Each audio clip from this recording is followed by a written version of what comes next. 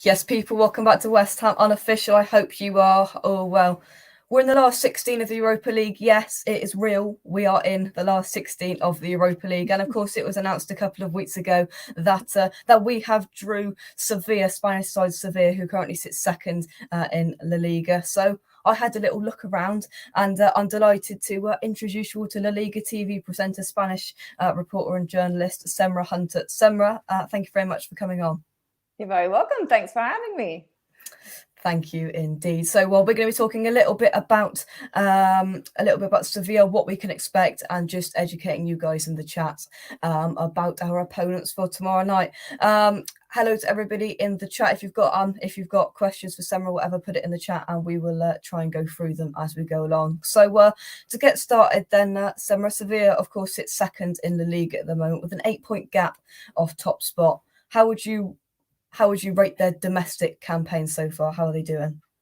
I would say they've done extremely, extremely well. Last season, you may remember they went all the way down to the wire, pushing the likes of Real Madrid, Atletico Madrid, all the way down to the final bitter end of the season to try and vie for the league title. They just missed out by a couple of days, to be honest, but they did an exceptionally good job. They were back in the Champions League. They won the Europa League the year prior in Lopetegui's first season.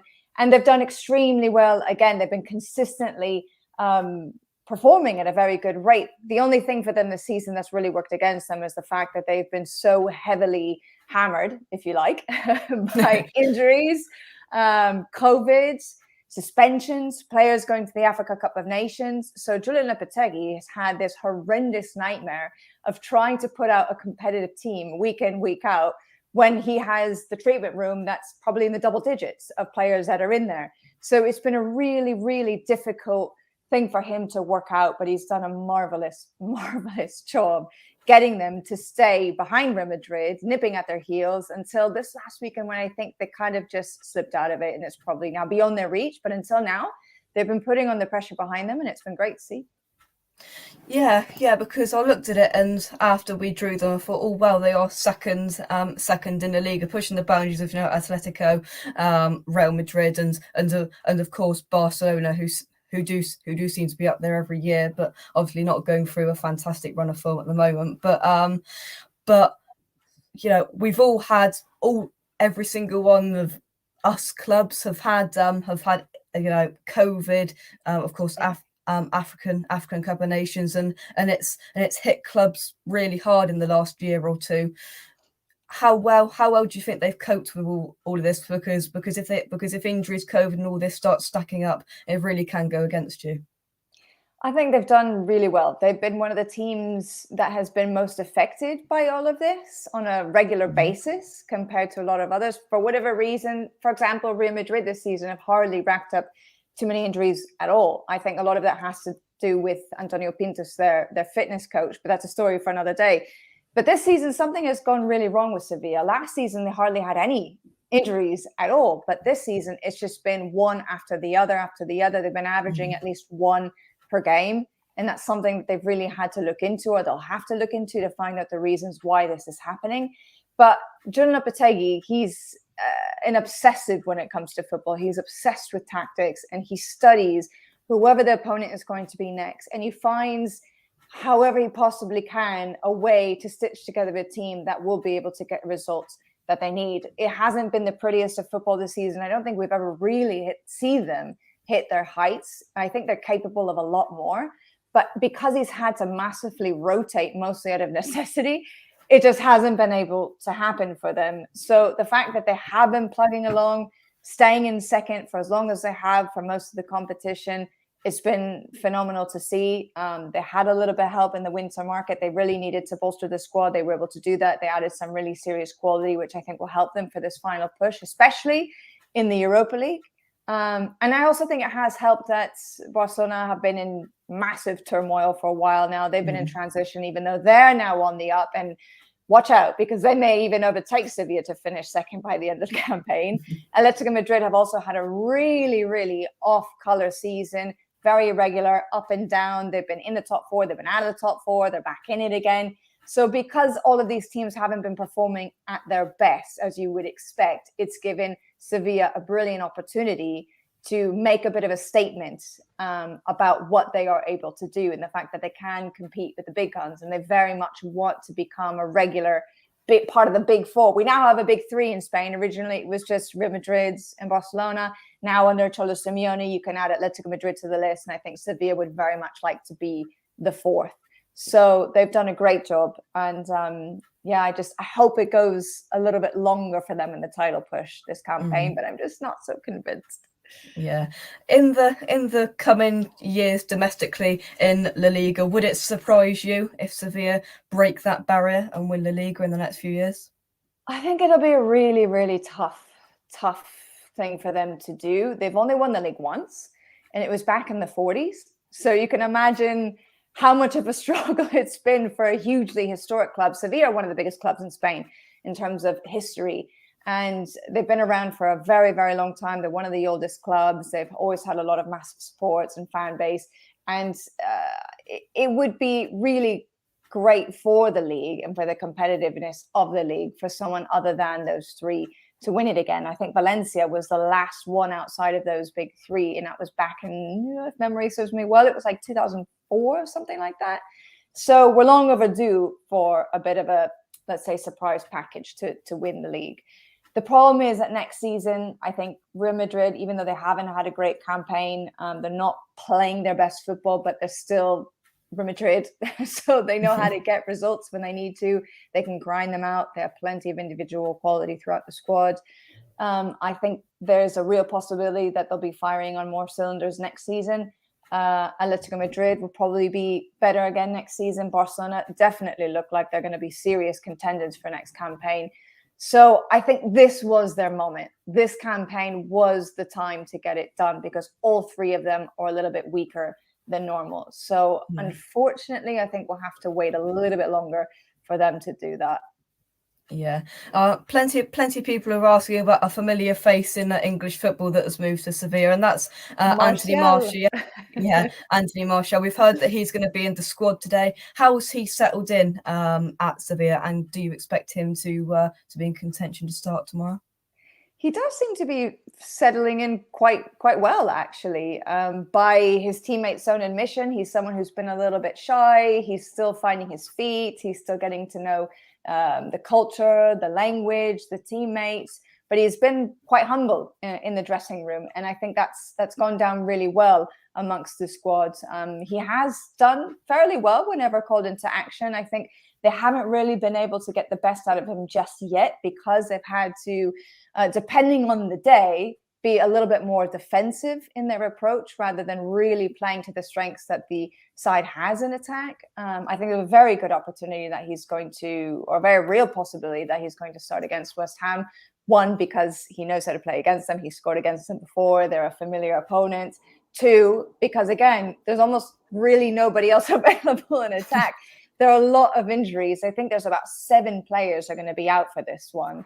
And so I think there's a very real possibility that he will be in the side and he can be very influential for them. He's provided more assists than goals at this stage, but he has looked like it's been a good fit so far. Yeah, it does sound like from what you're saying there's going to be 2 depleted and injury-stricken sides coming up against each other, because we've got a couple of injury concerns which are worrying 2 of our best players, Rice and Bowen. We are hearing potentially could be out, so to hear that makes me feel a little bit better, not gonna lie. But another familiar face is former Spurs man Eric Lamela as well at Sevilla. Is he injured, available?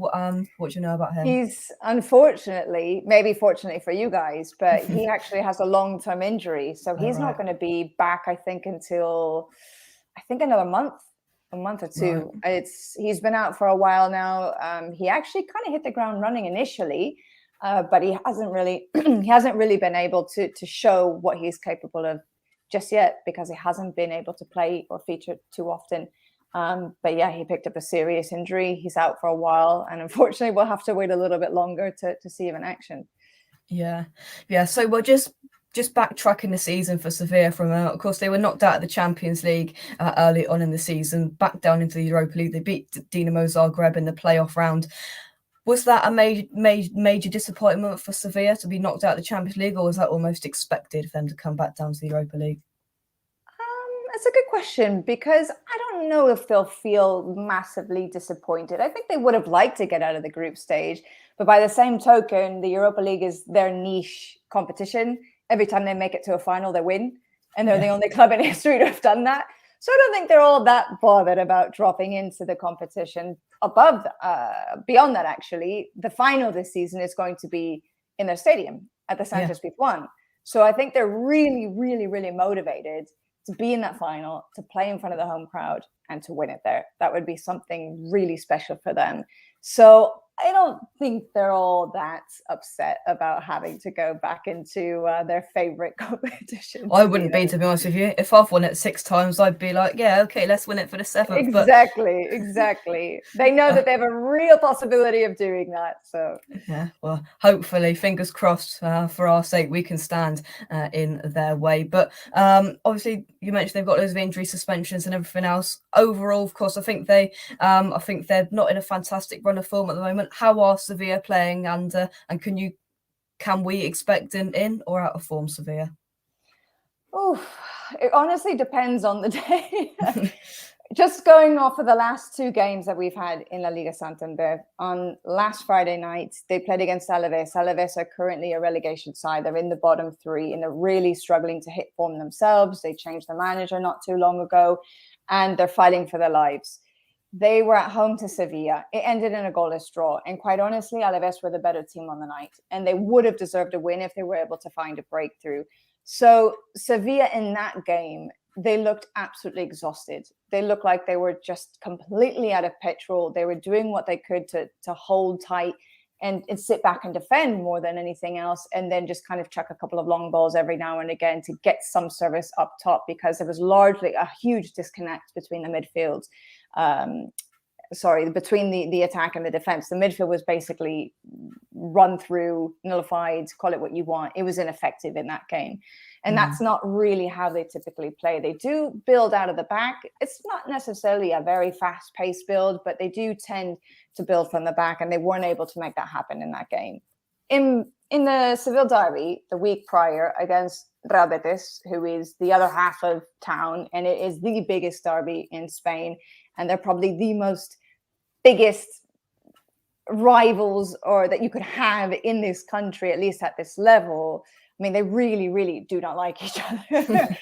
So they came out in a completely different way, and in a way that we hadn't really seen too often all season long, which is to say that they basically beat Real Betis at their own game. So they pressed incredibly high. They asphyxiated them. Betis liked to build at the back. They weren't able to do it. They were forcing errors. They were playing with a lot of aggression, a lot of intensity, and they ended up winning 2-0. But that was more the first half. In the second half, they changed their strategy because they were in a little bit more of control of the situation. They were dominant, but in a way in which they were just kind of controlling the game and the tempo of the game and not really allowing Real Betis to find a way through.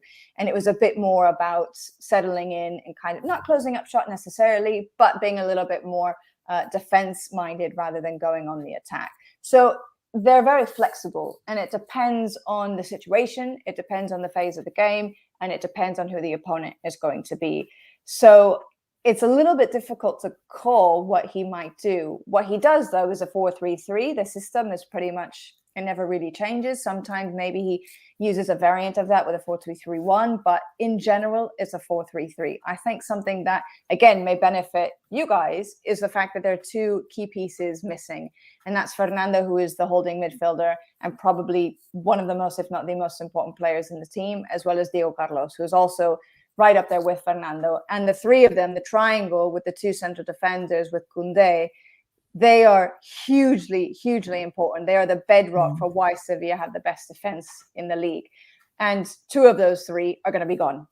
So it'll be interesting to see how he tries to cope with those absences, because it can really affect how Sevilla play, whether they decide to just let West Ham come at them or if they're actually going to be the ones to go on the front foot. But I wouldn't be surprised at all if they came out with the idea to defend and just hit West Ham on the break. But we'll see. Yeah, we'll have to wait and see. I want to mention a couple more key standout players for Sevilla. Obviously, we've mentioned Martial. There's a striker that we have been heavily linked with over the last couple of years, and that's Yusuf En-Nesyri. We've been linked with him heavily. Can you see a potential move away from Sevilla for him in the summer, and how is he playing at the moment? Yes, I could see that happening because Sevilla are a selling club.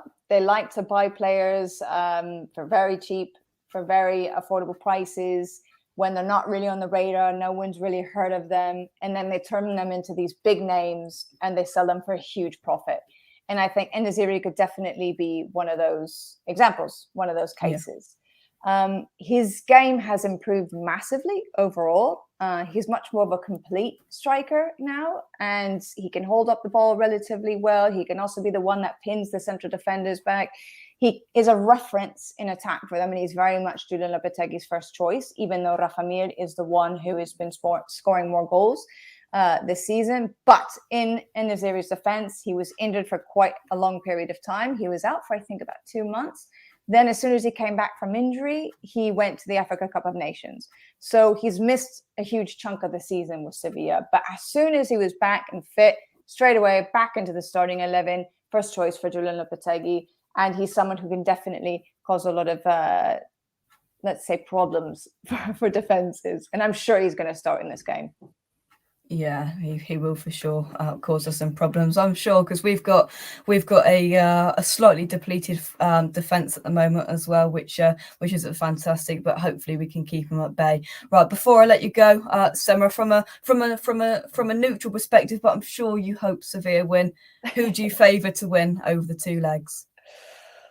I have to be honest with you. I think this is a really, really difficult one to call. I think West Ham were the team that nobody wanted to get. I think they're one of the strongest sides in this competition. Even as you say, they do have a bit of a depleted squad and are missing some pretty important players. Sevilla have far more. And I think that could really hurt their chances of advancing. I think West Ham just might edge it. But never rule out the effect of the fans, because Sevilla, you'll see, it's going to be hostile. It's going to be very, very hostile. They're very passionate fans and people in Sevilla, and it's going to be just a fantastic atmosphere.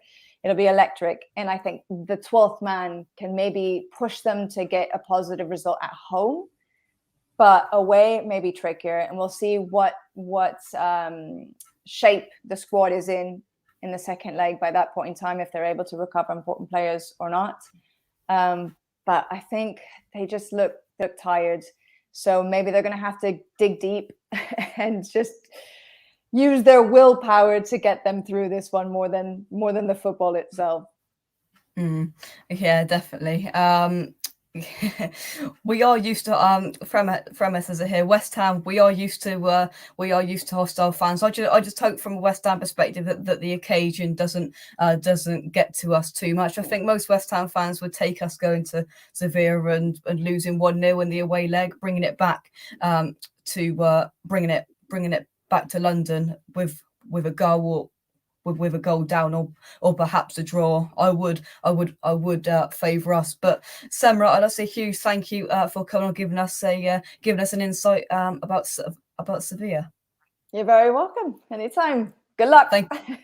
Thank you very much, and I'll speak to you soon. Thank you very much. Thank you. Thank you. Bye. And we are going to talk and digest what we've just heard there a little bit more. And first of all, Michelle, I'd like to hopefully welcome Mark from the West Ham Way. Mark, are you there? Oh, I don't think so. So what we're going to do, we're going to bring Semra. Can we bring you back in for a sec? Is that okay? Sure, no problem. No problem. Let's take some of your questions in the chat then. So Kent here talks about Martial. He says Martial likes playing West Ham. I would have took him at West Ham. I think he would have fitted well into our system. Yeah, he's definitely a player that could or can cause us some danger, I think, and hopefully we can keep him at bay. That is for sure. But keep your comments coming in, guys. I'm just going to scroll up and find some questions right then. So James says, Semra, can you recommend some tapas bars in Seville? Sure. Tapas bars specifically, I wouldn't know where to tell you to go, but I can say that you're spoiled for choice. Definitely look for the patatas bravas. Look for calamares, chipirones. There's a lot of fried food down there, just to warn you. But there's Wow. fantastic food as well in Sevilla. Well, there we go. And James is speaking a bit of Spanish. I don't do Spanish at school. I do French. Can you translate that, Semra? Sure. Says, hi, Semra and Jake. It's a beautiful night to dance flamenco. I've claimed the front seat of the class for this one. Flamenco. Nice. Fair enough. There's a lot of flamenco in Sevilla. There is. So if you go to the game, try and catch a show as well. Definitely. Let's scroll up. Mandy says, love your passion, hope it's a great match. Hopefully it is. Hopefully we can it will be good. But Jay says, this is where we will suffer without a clinical striker. Yeah. So we mentioned En-Nesyri there.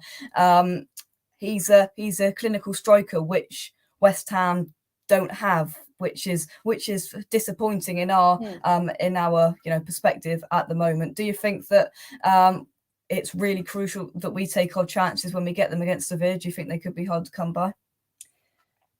Yes, I think you should definitely take your chances whenever they do come, because again, Sevilla are so solid and they defended so well as a unit, but they will have a little bit of frailties in the back, and especially coming through the middle, because Jesus Navas will probably in from the start on the right-hand side. He's just returned from 3.5 months of injury and he's in flying form. And he's very good at barreling up and down the flank and whipping in crosses, which is something they also really like to do, Sevilla. And you have Acuna, his opposite number on the left side, who's doing the same. Both of them are likely to feature from the start. Again, I'm not really sure who's going to play alongside Koundé. I think that's a bit of a mystery. And also, in midfield, again, with Fernando out, his replacement, Thomas Delaney, is suspended. So there's no Rekic as well. So there's a bit of an issue there as to how he might plug up those holes, plug up those gaps. So I think coming down the middle, you could definitely do a bit of damage against Sevilla. So see. Yeah, we've got Mikel Antonio, who will probably start down the middle of West Ham. Big, pacey, just really coming back into some form. Do you think that's something that could challenge and almost give Sevilla a different challenge to what they're used to? Yeah, it could, because there's really no one like him in La Liga off the top of my head. I'm trying to think now of somebody who would be comparable at another squad or another team, and I can't really think of anybody. You would say maybe Traoré, but he's a winger and he's at Barcelona. And I think it would have been fascinating to see Diego Carlos go up against him, but he's not going to be there as he's injured for this one. That would have been a really interesting battle, because he's tall, he's strong. He probably would have given him a little bit of a rough go. And I tried to wind him up or trying to keep him at bay. But I think it depends on whoever lines up alongside Koundé. But he could have a good night, I think. Hopefully so.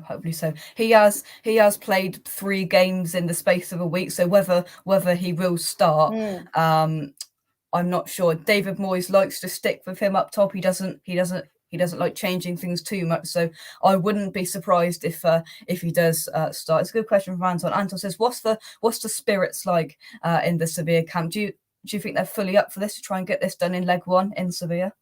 Oh, 100%, without a doubt. Without a doubt, they are very much up for this. And I think because, again, they feel that this is their competition. Now that they're in it, they have to win it. And especially having that extra motivation that they're going to be playing at the Sanchez Pizjuan in the final, or the final will be played there, rather. We don't know who's going to make it there yet.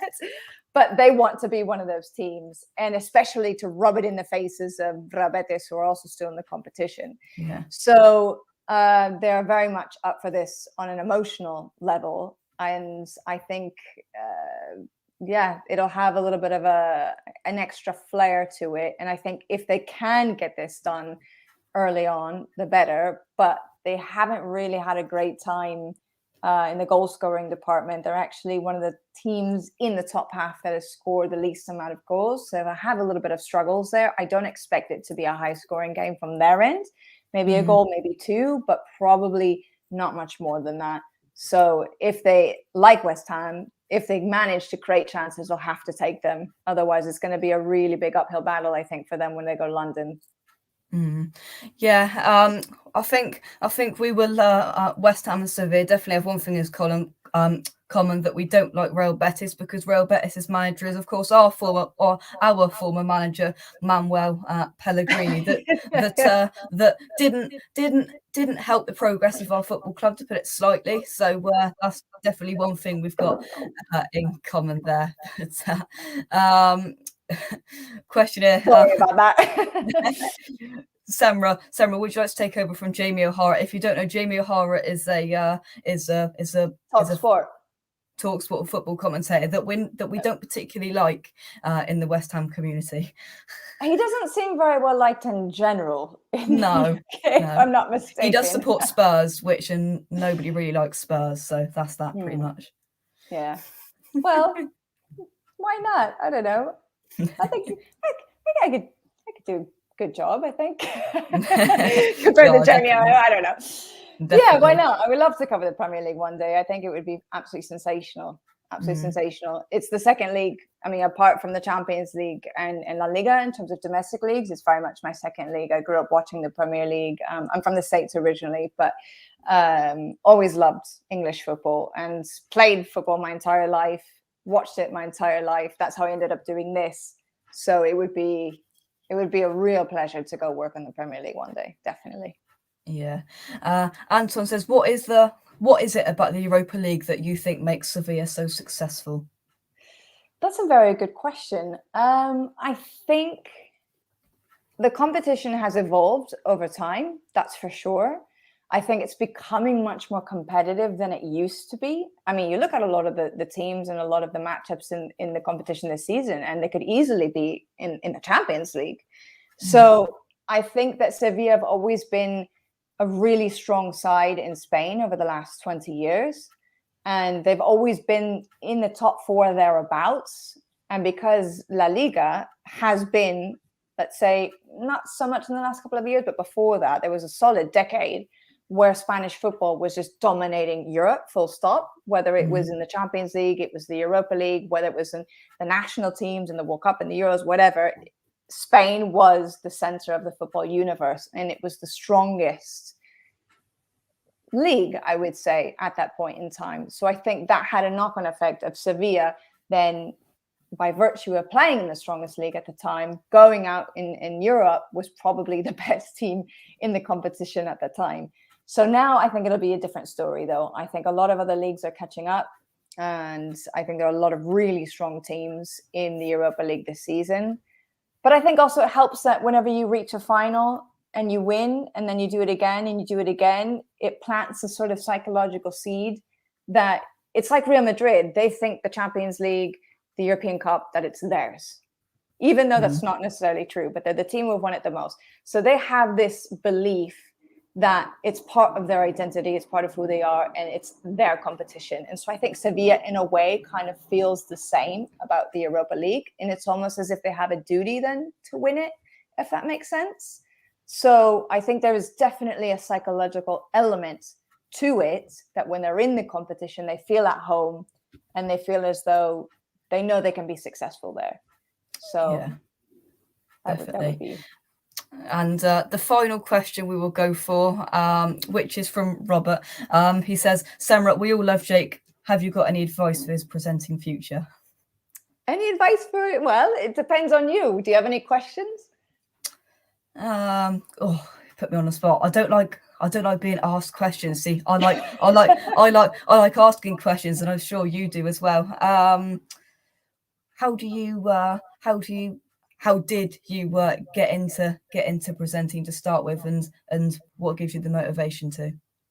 Okay, so I'll try and tie this all together and answer both questions. So I got into presenting because I actually wanted to be a professional football player. And when that didn't pan out, I had to do something else with my life. So I decided to turn to journalism, to sports journalism, specifically football. And between radio, print, and television, I was always drawn to television. And I think it's just because I really like to talk, as you can probably tell by now. And I really just enjoy communicating via this format. And so I naturally just kind of positioned my place in a way where I could start out as a reporter and eventually work my way up into presenting. And since I was already based in Spain and I found a very niche market for myself because nobody speaks English here, it's better now, but not at the time that I got into it. And I could add a lot of value. So I was able to kind of climb the ranks very quickly and learned a lot very quickly, and more or less just kind of moved up from there. I would say, in terms of advice to give you, you're already doing a really, really good job in terms of having your own podcast, doing this, speaking to guests. You're already asking interesting questions. You're doing your research ahead of time to come up with interesting questions. And what you could do is make it, I mean, you're already making it conversational, which is something that I personally really like. My style is to make it conversational and to listen to the answers and then try to use that to string together whatever next question I want to have, or if I want to have a follow-up question. So I would say you're already very much on the right path. Thank you very much. Let's take some final questions then. So going on Semra's logic, West Ham can go on to win the next 4 Europa Leagues. Well, if that happens, it happened here first. Semra said it first. I don't know if it would 4 in a row, but you never know. Actually, Sevilla did it. They did 3 in a row. So 2 in a row, 3 in a row, and then something like that. Something like that. Russ, yes, Jakey boy, thank you very much. Right. First question. Do you have ketchup in Spain? This is the last question. Ketchup in Spain? Of course. Of course. It's also called ketchup. Wow, that's perfect. Do you keep your ketchup in the fridge or the cupboard? Fridge. Oh, controversial. Oh, really? Controversial. Well, it says on the back of the label it should be kept in the fridge, but I've always kept it in the cupboard. I don't know. But on that note, I think that's the perfect way to end things. Thank you everybody for watching this video. If you've enjoyed it, drop a like on it, subscribe to West Ham Unofficial if you're new, and I will be back tonight at 7 o'clock talking about all things West Ham, about this game, and it's a massive occasion, excuse the pun, for West Ham, and I'm really looking forward to it. Thanks everybody in the chat. Semra, again, thank you very much for coming on. You're very welcome, and good luck to Jamón del Oeste, as we would call you guys in Spanish. Oh, well, there we go.